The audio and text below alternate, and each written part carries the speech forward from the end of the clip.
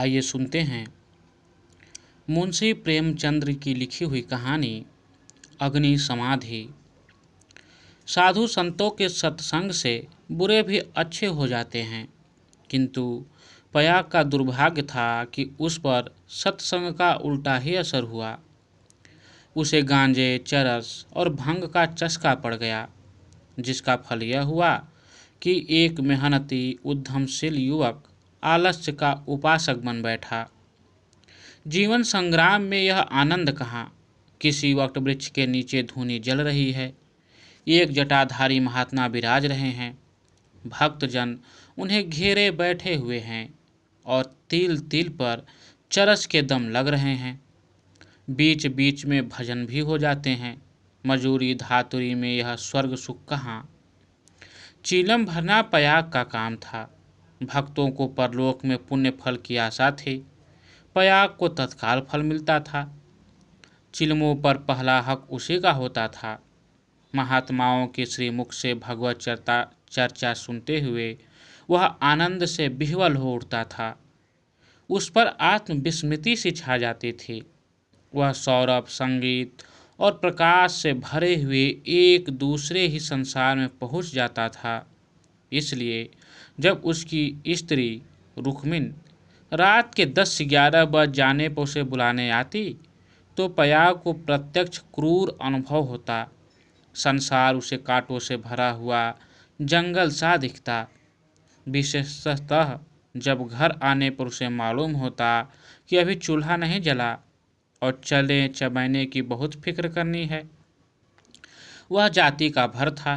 गांव की चौकीदारी उसकी मिराज थी। 2 रुपए और कुछ आने वेतन मिलता था। वर्दी और साफा मुफ्त। काम था सप्ताह में 1 दिन थाने जाना, वहाँ अफसरों के द्वार पर झाड़ू लगाना, अस्तबल साफ करना, लकड़ी चीरना। पयाग रक्त के घूंट पी पी कर यह काम करता, क्योंकि अवज्ञा शारीरिक और आर्थिक दोनों ही दृष्टि से महंगी पड़ती थी। आंसू यूं पूछते थे कि चौकीदारी में यदि कोई काम था तो इतना ही, और महीने में 4 दिन के लिए 2 रुपए और कुछ आने कम न थे। फिर गांव में भी अगर बड़े आदमियों पर नहीं तो नीचों पर रौब था। वेतन पेंशन थी, और जब से महात्माओं का संपर्क हुआ वह पयाग के जेब खर्च के मद में आ गई। अतएव जीविका का प्रश्न दिनों दिन चिंतोत्पादक रूप धारण करने लगा। इन सत्संगों के पहले यह दंपत्ति गांव में मजदूरी करता था। रुक्मिन लकड़ियाँ तोड़कर बाजार ले जाती। पयाग कभी आरा चलाता, कभी हल जोतता, कभी पूर हाँकता। जो काम सामने आ जाए उसमें जुट जाता। हंसमुख, श्रमशील, विनोदी, निर्द्वंद आदमी था, और ऐसा आदमी कभी भूखों नहीं मरता। उस पर नम्र इतना कि किसी काम के लिए नहीं न करता। किसी ने कुछ कहा और वह अच्छा भैया कहकर दौड़ा, इसलिए उसका गांव में मान था। इसी की बदौलत निरुद्धम होने पर भी 2-3 साल उससे अधिक कष्ट न हुआ। दोनों जून की 2 बात ही क्या, जब महतों को यह सिद्धि न प्राप्त थी जिनके द्वार पर बैलों की 3-3 जोड़ियां बांधती थी, तो पयाग किस गिनती में था। हाँ, 1 जून की दाल रोटी में संदेह न था, परंतु अब यह समस्या दिन पर दिन विषमतर होती जाती थी। उस पर यह विपत्ति थी कि रुक्मिन भी अब किसी कारण से उसकी पति परायण, उतनी सेवाशील, उतनी तत्पर न थी। नहीं, उतनी प्रगल्भता और वाचालता में आश्चर्यजनक विकास हो जाता था। अतएव पयाग को किसी ऐसे सिद्धि की आवश्यकता थी जो उसे जीविका की चिंता से मुक्त कर दे और वह निश्चिंत होकर भगवत भजन और साधु सेवा में प्रवृत्त हो जाए। एक दिन रुक्मिन बाजार में लकड़ियाँ बेचकर लौटी तो पयाग ने कहा, ला कुछ पैसे मुझे दे दे, दम लगा आऊं। रुक्मिन ने मुंह फेर कर कहा, दम लगाने की ऐसी चाट है तो काम क्यों नहीं करते। क्या आजकल कोई बाबा नहीं है, जाकर चिलम भरो। पयाग ने त्योरी चढ़ाकर कहा, भला चाहती है तो पैसे दे दे, नहीं तो इस तरह तंग करेगी तो एक दिन कहीं चला जाऊंगा, तब रोएगी। रुक्मिन अंगूठा दिखाकर बोली, रोए मेरी भला, तुम रहते ही हो तो कौन सोने का कौर खिला देते हो। अभी छाती फाड़ती हूँ, तब भी छाती फाड़ूंगी। तो अब यही फैसला है। हाँ हाँ, कह तो दिया, मेरे पास पैसे नहीं हैं। गहने बनवाने के लिए पैसे हैं और मैं 4 पैसे मांगता हूँ तो यो जवाब देती है। रुक्मिन तिनक कर बोली, गहने बनवाती हूँ तो तुम्हारी छाती क्यों फटती है? तुमने तो पीतल का छल्ला भी नहीं बनवाया, या इतना भी नहीं देखा जाता। पयाग उस दिन घर न आया। रात के 9 बज गए। तब रुक्मिन ने किवाड़ बंद कर लिए। समझी गांव में कहीं छिपा बैठा होगा, समझता होगा मुझे मनाने आएगी, मेरी बला जाती है। जब दूसरे दिन भी पयाग न आया तो रुक्मिन को चिंता हुई। गांव भर छान लिया, चिड़िया किसी भी डाल पर न मिली। उस दिन उसने रसोई नहीं बनाई। रात को लेटी भी तो बहुत देर तक आंखें न लगी। शंका हो रही थी, पयाग सचमुच तो विरक्त नहीं हो गया।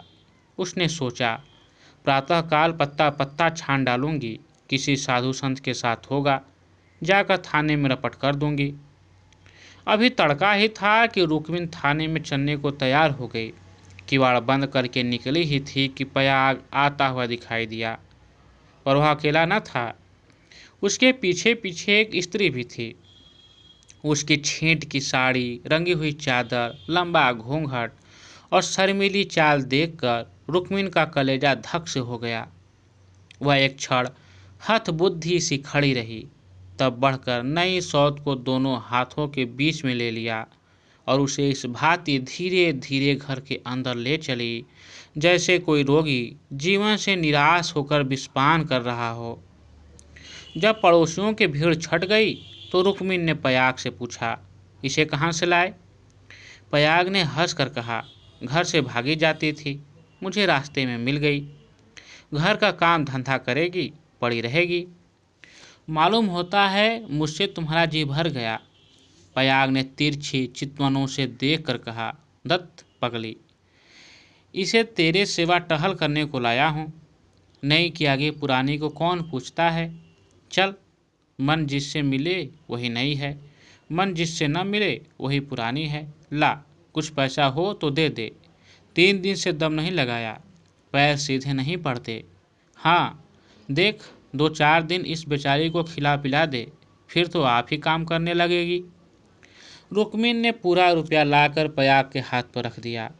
दूसरी बार कहने की जरूरत ही न पड़ी। पयाग में चाहे और कोई गुण हो या न हो, यह मानना पड़ेगा कि वह शासन के मूल सिद्धांतों से परिचित था। उसने भेद नीति को अपना लक्ष्य बना लिया था। 1 मास तक किसी प्रकार की विघ्न बाधा न पड़ी।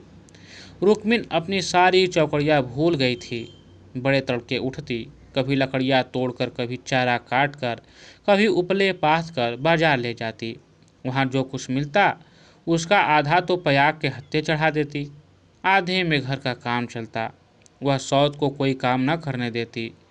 पड़ोसियों से कहती, बहन है, सौत है तो क्या हुआ, है तो अभी कल की बहुरिया, 2-4 महीने भी आराम से न रहेगी तो क्या याद करेगी, मैं तो काम करने को हूँ ही।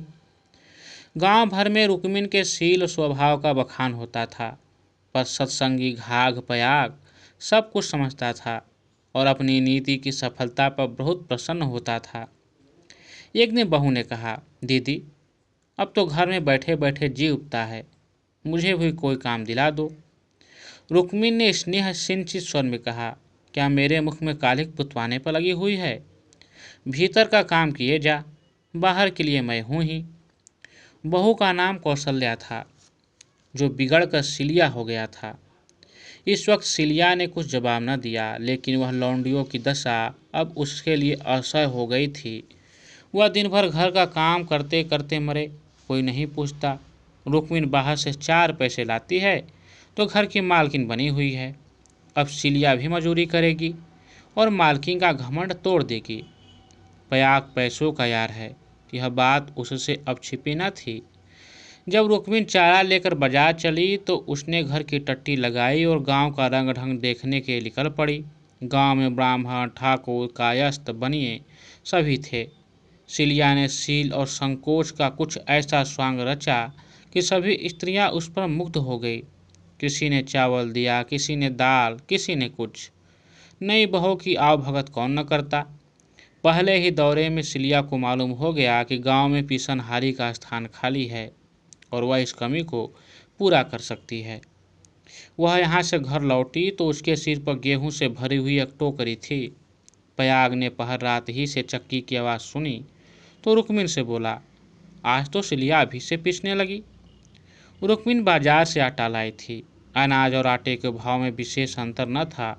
उसे आश्चर्य हुआ कि सिलिया इतने सवेरे क्या पीस रही है। उठकर कोठरी में आई तो देखा कि सिलिया अंधेरे में बैठी कुछ पीस रही है। उसने जाकर उसका हाथ पकड़ लिया और टोकरी को उठाकर बोली, तुझसे किसने पीसने को कहा है? किसका अनाज पीस रही है? सिलिया ने निशंक होकर कहा, तुम जाकर आराम से सोती क्यों नहीं? मैं पीसती हूँ तो तुम्हारा क्या बिगड़ता है? चक्की की घूमुर घूमुर भी नहीं सही जाती। लाओ टोकरी दे दो। बैठे बैठे कब तक खाऊंगी? 2 महीने तो हो गए। मैंने तो तुझसे कुछ नहीं कहा। तुम कहो चाहे न कहो, अपना धर्म भी तो कुछ है। तू अभी यहाँ के आदमियों को नहीं जानती। आटा तो पिसाते सबको अच्छा लगता है, पैसे देते रोते हैं। किसका गेहूँ है? मैं सवेरे उसके सिर पर पटक आऊँगी। सिलिया ने रुक्मिन के हाथ से टोकरी छीन ली और बोली, पैसे क्यों न देंगे? कुछ बेगार करती हूँ? तू न मानेंगी। तुम्हारी लौंडी बनकर न रहूँगी। यह तकरार सुनकर पयाग भी आ पहुँचा और रुक्मिन से बोला, काम करती है तो करने क्यों नहीं देती? अब क्या जन्म भर बहुरिया ही बनी रहेगी? हो गए 2 महीने। तुम क्या जानो, नाक तो मेरी कटेगी। सिलिया बोल उठी, तो क्या कोई बैठे खिलाता है? चौका बर्तन झाड़ू बहारू रोटी पानी पीसना कूटना यह कौन करता है? पानी खींचते खींचते मेरे हाथों में घट्ठे पड़ गए। मुझसे अब सारा काम ना होगा। पयाग ने कहा, तो तू ही बाजार जाया कर, घर का काम रहने दे, रुक्मिन कर लेगी। रुक्मिन ने आपत्ति की, ऐसी बात मुँह से निकालते लाज नहीं आती। 3 दिन की बहुरिया बाजार में घूमेगी तो संसार क्या कहेगा? सिलिया ने आग्रह करके कहा, संसार क्या कहेगा? यह कोई ऐब करने जाती हूँ? सिलिया की डिग्री हो गई। आधिपत्य रुक्मिन के हाथ से निकल गया। सिलिया की अमलदारी हो गई। जवान औरत थी। गेहूं पीस कर उठी तो औरों के साथ घास छीलने चली गई और इतनी घास छीली कि सब दंग रह गई। गट्ठा उठाए न उठता था। जिन पुरुषों को घास छीलने का बड़ा अभ्यास था उनसे भी उसने बाजी मार ली। यह गट्ठा 12 आने का बिका। सिलिया ने आटा चावल दाल तेल नमक तरकारी मसाला सब कुछ लिया और 4 आने बचा भी लिए। रुक्मिन ने समझ रखा था कि सिलिया बाजार से 2-4 आने पैसे लेकर लौटेगी तो उसे डांटूंगी और दूसरे दिन फिर से बाजार जाने न दूंगी। फिर मेरा राज्य हो जाएगा। पर यह सामान देखे तो आंखें खोल गई। पयाग खाने बैठा तो मसालेदार तरकारी का बखान करने लगा। महीनों से ऐसी स्वादिष्ट वस्तु मैसर न हुई थी। बहुत प्रसन्न हुआ। भोजन करके वह बाहर जाने लगा तो सिलिया बरोठे में खड़ी मिल गई। बोला, आज कितने पैसे मिले? 12 आने मिले थे, सब खर्च कर डाले। कुछ बचे हो तो मुझे दे दे। सिलिया ने बचे हुए 4 आने पैसे दे दिए। पयाग पैसे खनखनाता हुआ बोला, तूने तो आज माला माल कर दिया। रुक्मिन तो 2-4 पैसे ही में टाल देती थी। मुझे गाड़ कर रखना थोड़े ही है। पैसा खाने पीने के लिए ही है, गाड़ने के लिए। अब तू ही बाजार जाया कर, रुक्मिन घर का काम करेगी। रुक्मिन और सिलिया में संग्राम छिड़ गया। सिलिया पयाग पर अपना आधिपत्य जमाए रखने के लिए जान तोड़कर परिश्रम करती। पहर रात ही से उसकी चक्की की आवाज़ कानों में आने लगती। दिन निकलते ही घास लाने चली जाती और जरा देर सुस्ता कर बाजार की राह लेती। वहाँ से लौट कर ही भी वह बेकार न बैठती। कभी सन काटती, कभी लकड़ियाँ तोड़ती। रुक्मिन उसके प्रबंध में बराबर ऐब निकालती और जब अवसर मिलता तो गोबर बटोर कर उपले पाथती और गांव में बेचती। पयाग के दोनों हाथों में लड्डू थे। स्त्रियां उसे अधिक से अधिक पैसे देने और स्नेह का अधिकांश देकर अपने अधिकार में लाने का प्रयत्न करती रहती। पर सिलिया ने कुछ ऐसी दृढ़ता से आसन जमा लिया था कि किसी तरह हिलाए न हिलती थी। यहाँ तक कि एक दिन दोनों प्रतियोगियों में खुल्लम खुल्ला ठन गई। एक दिन सिलिया घास लेकर लौटी तो पसीने से तर थी। फागुन का महीना था, धूप तेज थी। उसने सोचा, नहाकर तब बाजार जाऊंगी। घास द्वार पर ही रख कर वह तालाब में नहाने चली गई। रुक्मणी ने थोड़ी सी घास निकालकर पड़ोसिन के घर में छिपा दी और गट्ठे को ढीला करके बराबर कर दिया। सिलिया नहाकर लौटी तो घास कम मालूम हुई। रुक्मिणी ने पूछा। उसने कहा, मैं नहीं जानती। सिलिया ने गालियाँ देनी शुरू की। जिसने मेरी घास छुई हो उसके देह में कीड़े पड़े, उसके बाप और भाई मर जाएं, उसकी आंखें फूट जाए। रुक्मिणी कुछ देर तक तो जब्त किए बैठी रही। आखिर खून में उबाल आ ही गया। झल्ला कर उठी और सिलिया के 2-3 तमाचे लगा दिए। सिलिया छाती पीट पीट कर रोने लगी। सारा मोहल्ला जमा हो गया। सिलिया की सुबुद्धि और कार्यशीलता सभी की आंखों में खटकती थी। वह सबसे अधिक घास क्यों छीलती है, सबसे ज़्यादा लकड़ियाँ क्यों लाती है, इतने सवेरे क्यों उठती है, इतने पैसे क्यों लाती है। इन कारणों से उसे पड़ोसियों की सहानुभूति से वंचित कर दिया था। सब उसी को बुरा भला कहने लगी। मुट्ठी भर घास के लिए इतना उधम मचा डाला। इतनी घास तो आदमी झाड़ कर फेंक देता है, घास न हुई सोना हुआ। तुझे तो सोचना चाहिए था कि अगर किसी ने ले ही लिया है तो गांव भर का ही, बाहर का कोई चोर तो आया नहीं। तूने इतनी गालियां दी तो किसको दी? पड़ोसियों को ही तो। संयोग से उस दिन पयाग थाने गया हुआ था। शाम को थका मांदा लौटा तो सिलिया से बोला, ला कुछ पैसे दे दे, दम लगा आऊं, थक कर चूर हो गया हूँ। सिलिया उसे देखते ही हाय हाय करके रोने लगी। पयाग ने घबरा कर पूछा, क्या हुआ, क्यों रोती है? कहीं गमी तो नहीं हो गई? नैहर से कोई आदमी तो नहीं आया? अब इस घर में मेरा रहना न होगा, अपने घर जाऊंगी। अरे कुछ मुंह से बोल तो, क्या हुआ? गांव में किसी ने गाली दी है? किसने गाली दी है?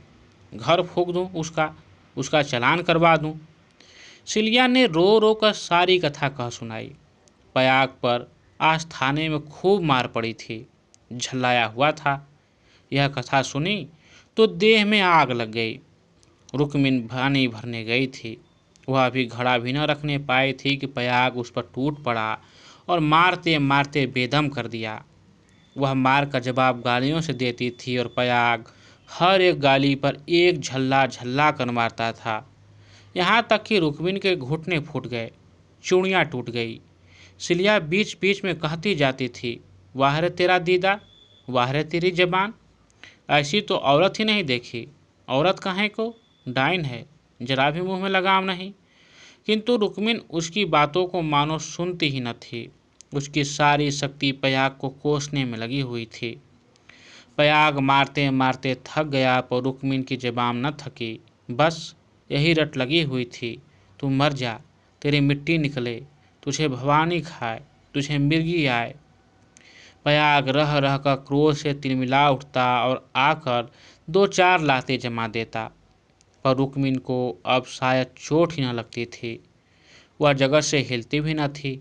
सिर के बाल खोले जमीन पर बैठी इन्हीं मंत्रों का पाठ कर रही थी। उसके स्वर में अब क्रोध न था, केवल एक उन्माद में प्रवाह था। उसकी समस्त आत्महिंसा कामना की अग्नि से प्रज्वलित हो रही थी। अंधेरा हुआ तो रुक्मिणी उठकर एक ओर निकल गई, जैसे आंखों से आंसू की धार निकल जाती है। सिलिया भोजन बना रही थी। उसने उसे जाते देखा भी पर कुछ पूछा नहीं। द्वार पर पयाग बैठा चीलम पी रहा था। उसने भी कुछ न कहा। जब फसल पकने लगती थी तो 1.5-2 महीने तक पयाग को हार की देखभाल करनी पड़ती थी। उसे किसानों से दोनों फसलों पर हल पीछे कुछ अनाज बंधा हुआ था। माघ में ही वह हार के बीच में थोड़ी सी जमीन साफ करके एक मड़ैया डाल लेता था और रात को खा पीकर आग, चिलम और तम्बाकू चरस लिए इसी मड़ैया में जाकर पड़ा रहता था। चैत के अंत तक उसका यही नियम रहता था। आजकल वही दिन थे। फसल पकी हुई तैयार खड़ी थी। 2-4 दिन में कटाई शुरू होने वाली थी। पयाग ने 10 बजे रात तक रुक्मिणी की राह देखी।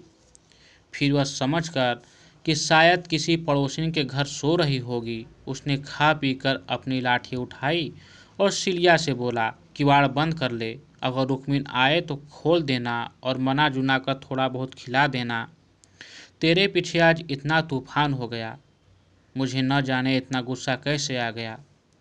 मैंने उसे कभी फूल की छड़ी से भी न छुआ था, कभी बूढ़ घास न मरी हो तो आजकल आफत आ जाए। सिलिया बोली, न जाने वह आएगी कि नहीं, मैं अकेली कैसे रहूँगी, मुझे डर लगता है। तो घर में कौन रहेगा? सूना घर पाकर कोई लोटा थाली उठा ले जाए तो? डर किस बात का है? फिर रुक्मिन तो आती ही होगी। सिलिया ने अंदर से टट्टी बंद कर ली। पयाग हार की ओर चला। चरस की तरंग में यह भजन गाता जाता था। ठगनी क्या नैना झमकावे, कद्दू काट मृदंग बनावे, नींबू काट मजीरा, 5 तरोई मंगल गावे, नाचे बालम खीरा। रूपा पहिर के रूप दिखावे, सोना पहिर रिझावे, गले डाल तुलसी की माला, तीन लोक भरमावे। ठगनी क्या नैना झमकावे, कद्दू काट मृदंग बनावे। सहसा सिवान में पहुँचते ही उसने देखा कि सामने हार में किसी ने आग जलाई। एक क्षण में एक ज्वाला से दहक उठी। उसने चिल्लाकर पुकारा, कौन है वहाँ? अरे यह कौन आग जलाता है? ऊपर उठती हुई ज्वालाओं ने अपनी आग्नेय जिह्वा से उत्तर दिया। अब पयाग को मालूम हुआ कि उसकी मड़ैया में आग लगी हुई है। उसकी छाती धड़कने लगी। इस मड़ैया में आग लगाना रुई के ढेर में आग लगाना था। हवा चल रही थी। मड़ैया के चारों ओर एक हाथ हटकर पकी हुई फसल की चादर सी बिछी हुई थी। रात में भी उसका सुनहरा रंग झलक रहा था। आग की एक लपट, केवल एक जरा सी चिंगारी सारे हार को भस्म कर देगी। सारा गांव तबाह हो जाएगा। इसी हार से मिले हुए दूसरे गांव के भी हार थे, वे भी जल उठेंगे। ओह, लपटें बढ़ती जा रही हैं। अब विलंब करने का समय न था। पयाग ने अपना उपला और चिलम वहीं पटक दिया और कंधों पर लोहबंद लाठी रखकर बेतहाशा मड़ैया की तरफ दौड़ा। मेढ़ों में जाने में चक्कर था, इसलिए वह खेतों में से होकर भागा जा रहा था। प्रति क्षण ज्वाला प्रचंडतर होती जाती थी और पयाग के पांव और तेजी से उठ रहे थे। कोई तेज घोड़ा भी इस वक्त उसे पा न सकता था। अपनी तेजी पर उसे स्वयं आश्चर्य हो रहा था। जान पड़ता था पांव भूमि पर पड़ते ही नहीं। उसकी आंखें मड़ैया पर लगी हुई थी। दाहिने बाएं से कुछ न सूझता था। इसी एकाग्रता ने उसके पैरों पर लगा दिए थे। न दम फूलता था, न पांव थकते थे। 3-4 फरलांग उसने 2 मिनट में तय कर लिए और मड़ैया के पास जा पहुंचा। मड़ैया के आसपास कोई न था। किसने यह कर्म किया है, यह सोचने का मौका न था। उसे खोजने की तो बात ही और थी। पयाग का संदेह रुक्मिन पर हुआ, पर यह क्रोध का समय न था। ज्वालाएं कुचाली बालकों की भांति ठट्ठा मारती, धक्कम धक्का करती, कभी दाहिनी ओर लपकती, कभी बाईं तरफ। बस ऐसा मालूम होता था कि लपट अब खेत तक पहुंची। मानो ज्वालाएं आग्रहपूर्वक क्यारियों की ओर बढ़ती और असफल होकर दूसरी बार फिर दुने बेग से लपटती थी। आग कैसे बुझे? लाठी से पोड़कर बुझाने का गौण न था। वह तो निरी मूर्खता थी। फिर क्या हो, फसल जल गई तो फिर वह किसी को मुंह न दिखा सकेगा। आह, गांव में कोहराम मच जाएगा, सर्वनाश हो जाएगा। उसने ज़्यादा नहीं सोचा। गंवारों को सोचना नहीं आता। पयाग ने लाठी संभाली, जोर से एक छलांग मारकर आग के अंदर मड़ैया के द्वार पर जा पहुंचा। जलती हुई मड़ैया को अपनी लाठी पर उठाया और उसे सिर पर लिए सबसे चौड़ी मेढ़ पर गांव की तरफ भागा। ऐसा जान पड़ा मानो कोई अग्नियान हवा में उड़ता चला आ रहा है। फूस की जलती हुई धज्जियां उसके ऊपर गिर रही थी, पर उसे इसका ज्ञान तक न होता था। एक बार एक मुट्ठा अलग होकर उसके दाहिने पैर पर गिर पड़ा। सारा हाथ भून गया। उसके पांव पल भर भी न रुके। हाथों में जरा भी हिचक न हुई। हाथों का हिलना खेती का तबाह होना था। पयाग की ओर से अब कोई शंका न थी। अगर भय था तो यही कि मड़ैया का वह केंद्र भाग जहाँ लाठी का कुंदा डालकर पयाग ने उसे उठाया था, वह न जल जाए। क्योंकि छेद के फैलते ही मड़ैया उसके ऊपर आ गिरेगी और अग्नि समाधि में मग्न कर देगी। पयाग यह जानता था और हवा की चाल से उड़ा चला जाता था। 4 फर्लांग की दौड़ है। मृत्यु अग्नि का रूप धारण किए हुए पयाग के सर पर खेल रही है और गांव की फसल पर। उसकी दौड़ में इतना वेग है कि ज्वालाओं का मुंह पीछे की ओर फिर गया है और उसकी दाहक शक्ति का अधिकांश वायु से लड़ने में लग रहा है। नहीं तो अब तक बीच में आग पहुंच गई होती और हाहाकार मच गया होता। एक फर्लांग तो निकल गया। पयाग की हिम्मत ने हार नहीं मानी। वह दूसरा फर्लांग भी पूरा हो गया। देखना पयाग, 2 फर्लांग की और कसर है, पांव जरा भी सुस्त न हो। ज्वाला लाठी के कुंदे पर पहुंची और तुम्हारे जीवन का अंत है। मरने के बाद भी तुम्हें गालियां मिलेगी। तुम अनंत काल तक आहो की आग में जलते रहोगे। बस 1 मिनट और। अब केवल 2 खेत और रह गए। सर्वनाश! लाठी का कुंदा निकल गया। मड़ैया नीचे खिसक रही है। अब कोई आशा नहीं।